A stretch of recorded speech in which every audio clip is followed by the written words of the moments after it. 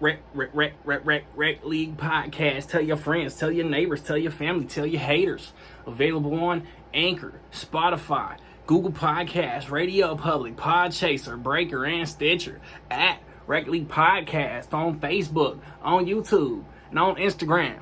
At Rec League Pod on Twitter. Episode 49 available now. Yo, whether you watching this from Facebook, Twitter, click the link in my Instagram or YouTube itself. What up, world?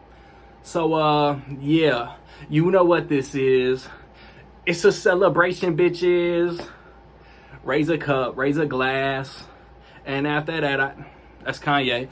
But it applies because we survived 2020. If you watching this, give yourself a pat on the back. We made it. It was a rough year for movies, man. The most unimportant shit in this whole calendar year.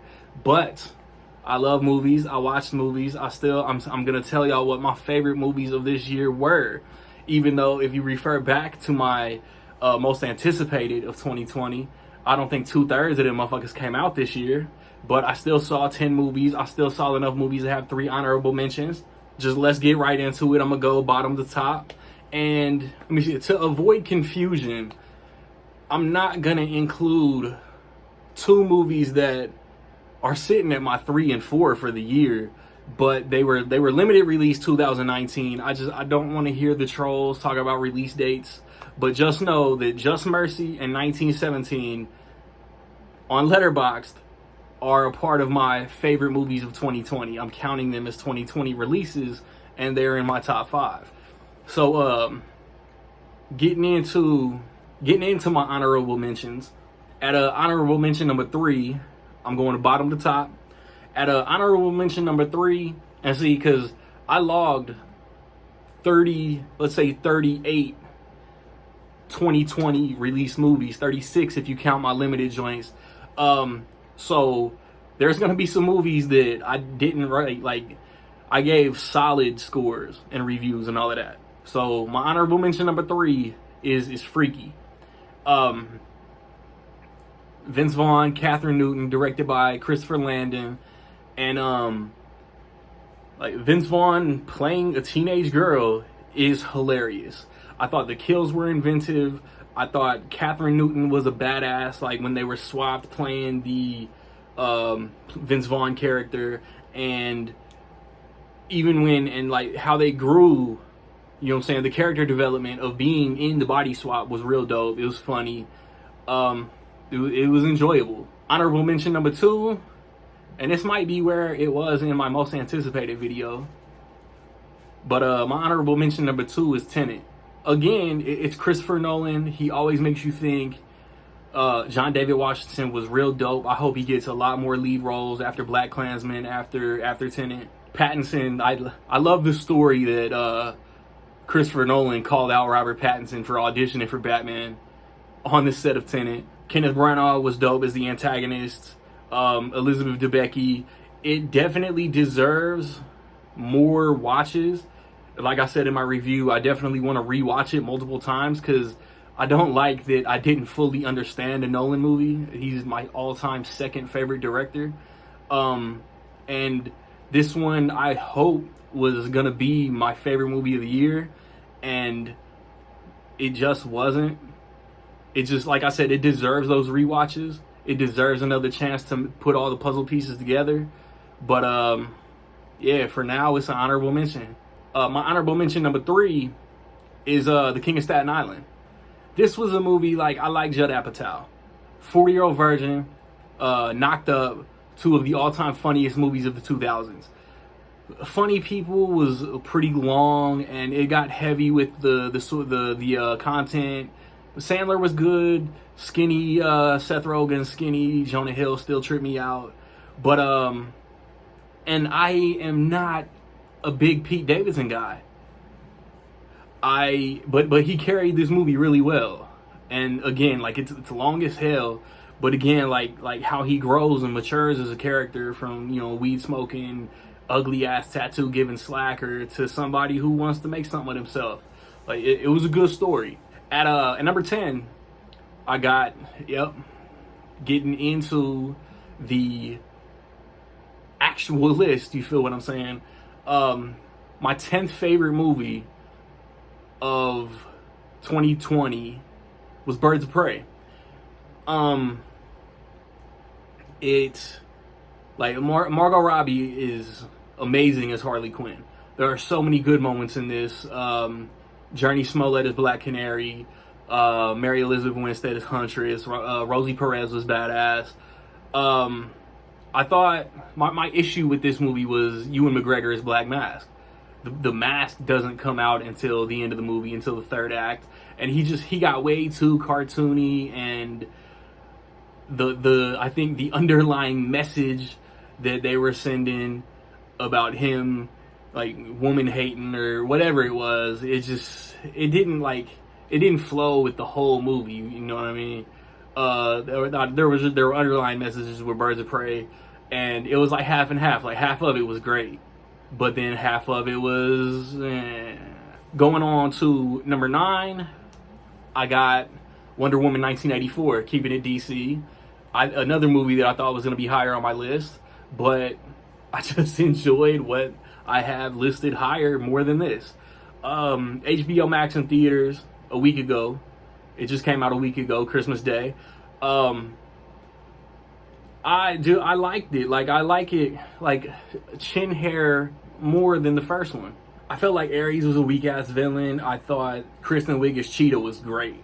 I thought Kristen Wiig, from where she started in the movie, like, likable loser, dying to fit in, to powerful, antagonistic, badass, was a great arc.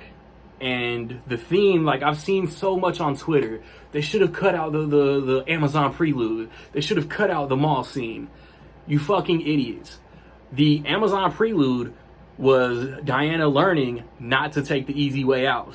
Earn the win. You didn't win because you're not ready. And the mall scene sets up, not only does it show how strong and important Wonder Woman is to young girls as a character, it introduces the wishing stone that is the device that makes the whole movie possible. Both scenes are necessary. And Max Lord, Pedro Pascal, was a carbon copy of the Richard Donner, Christopher Reeve era Lex Luthor, Gene Hackman Lex Luthor. He was cheesy. He was meant to be. He did as he was directed, and he killed it. And he is taking the easy way out, giving everybody in the world the opportunity to take the easy way out. And that, like, how is that a flaw of the movie? How is that poor writing? Like motherfuckers were destined when this movie came out to find issue with something. And I'm sorry, like, my issues were way more minuscule than that, man. This was a fun movie and another solid DCEU entry. At number 8, I got News of the World, the last movie I reviewed this year. And it's Paul Greengrass, director of Captain Phillips with Tom Hanks. He directed 3 Bourne movies. Green Zone. Like, he knows environment. He knows tension. And that is present in this movie, a Civil War era Western with Tom Hanks as basically a news reporter, an old-timey news reporter who finds himself having to transport a young girl to safety. And like I said, there's tension. The elements play a part in the journey. It was a real interesting story. It was a really entertaining watch. At number 7, I got The Croods, A New Age, and I don't know if I'm in the minority or not, but I'm somebody who loved the original Croods movie. I was excited for this. Like, it was on again, off again for so many years, along with DreamWorks distribution changing studios so many times, and Universal finally greenlit a sequel. 7 years back, the whole cast comes back, man. Nicolas Cage, Catherine Keener, Emma Stone, Ryan Reynolds, Clark Duke. But then you introduce new characters voiced by Peter Dinklage, Leslie Mann, Kelly Marie Tran, and they all contribute so much. Whether it's an antagonistic motive, whether it's humor, the colors pop so like DreamWorks has kind of that quirky animation style, but then the animation is so sharp It's mesmerizing, man. This is one of the most beautifully animated movies I saw all year. I would love a Cruise 3. Like, this could be DreamWorks Ice Age, but way better. At number 6, I got The Five Bloods, and it's the Spike Lee directed Netflix movie, another war movie. Delroy Lindo. I'm gonna forget cast members, man. Clark Peters, Wendell Pierce. I and there's one that I'm blanking. But it was dope, man. Like these old soldiers go back to where they fought, looking for something. Memories kick in. Delroy Lindo got a lot of demons. Definitely deserves. I don't give a fuck about the Oscars if Delroy Lindo don't get a Best Actor nomination. And Chadwick Boseman, man. R.I.P. to Chadwick Boseman, man. He's in this, and the story was great, man. The story was real dope. Yeah, like I don't necessarily avoid putting movies from streaming services on my favorites of the year. It's just how it played out. But like, this wasn't gonna miss my top 10. Like Spike need his flowers. I would like Spike to get a Best Director nomination for this. At number 5, I got Bad Boys for Life. This was definitely on my most anticipated list, and this was the most fun I had in the theater in 2020. Like I had a lot to choose from, but man, this came out in January. This came out before everything shut down and went crazy. Martin and Will chemistry was like they had just filmed Bad Boys 2 right before this. The story is fine. Like, I don't think people was watching this for the story. The people went to see this movie to see Will and Martin back on screen together. There are elements of the story involving Will Smith that I was not high on, but I still had so much fun watching this. I would love more Bad Boys movies. At number 4, I got The Invisible Man, and Lee Winnell. He wasn't Cary Elwes. He was the other guy that was in the cellar in Saw. He directed Upgrade before this, and he's apparently gonna direct Wolfman remake Upgrade with Ryan Gosling, and this because he sets the tension from the first frame, and like she's doing things like Elizabeth Moss is just doing something that sets up the whole story. And they're like, it's a jump. It's like, it's not even a horror movie jump. Anybody could do it at any time. It got me. So yeah, like the effects are beautiful. The tension is masterful. Elizabeth Moss should get a nomination, but this came out in February, so it's not gonna get paid any attention. Yeah, like I loved this movie. If Elizabeth Banks, I know I said this in February when I reviewed this movie, but Elizabeth Banks is doing The Invisible Woman. I don't know if it's related. I only want Elizabeth Moss involved in the Invisible franchise. At number 3, I got The Way Back, the Ben Affleck basketball movie.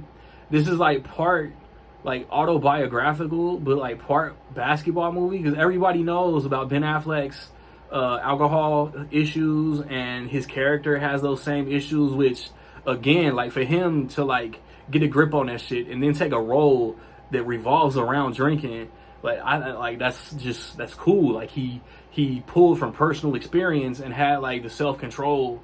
I don't know sense. I don't want to get into that though. But this is also like one of my favorite basketball movies. Overall, man, like after White Men Can't Jump, He Got Game, like this might be number 3. My number 2 is Onward, the Pixar movie in March that everybody said was a failure because it didn't make a certain amount of money, but it came out literally a week before everything shut down. So I think what it made was a success. It hits real hard on like siblings and looking out for each other and family, and then it's in the whimsical world of dragons and minotaurs and fairies and unicorns, which was a first for Pixar. And then Tom Holland and Chris Pratt were great in these roles. Julia Louis-Dreyfus, great in her role. The stepdad, like I said a million times this year, is a walking Peyton Manning reference. This is, and like it hit me. It hit me like, check out the podcast that we just uploaded, man. It hit me so hard emotionally, and like it was just so relatable that I think I love this more than a lot of people did. My number one, my favorite movie all year, man, was sticking in the same Mouse House subdivision. Also, like Wonder Woman, just come out last week. Soul, again, one of the most beautiful movies I've seen all year, man. The music hit, and again, like Jamie Foxx's character Joe has aspirations of being something bigger than what he's doing. He gets laughed at, he gets shit on. The support system that you think would be in place isn't something that I can relate to, man. And then he has this accident, and he's determined to not lose his opportunity. Tina Fey voices his partner that he bumps into, basically, that he gets put with in The Great Before. The jokes hit. It's really funny. This is one of the most mature animated movies I've ever seen. It gets you like thinking about yourself and self-importance, self-worth, what you're doing with your life. It's great. So there were definitely other movies that come out this year. Bill and Ted Face the Music, New Mutants, Mulan,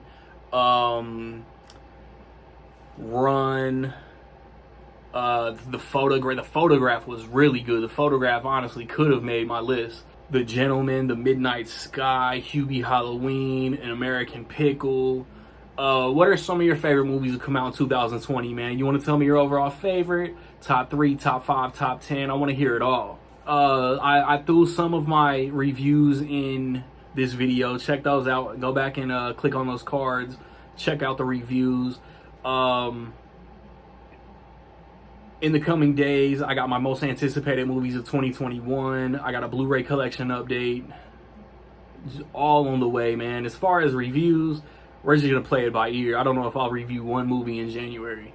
So, I know I got sidetracked a lot this year. Didn't review everything I wanted to. But I did review those on Letterboxd. Randy_Little. Find my Letterboxd if you want reviews for 2020 movies that I didn't put on YouTube. So like, subscribe, comments. Find me where you find me, man. Don't know where to find me. Watch these credits. Peace.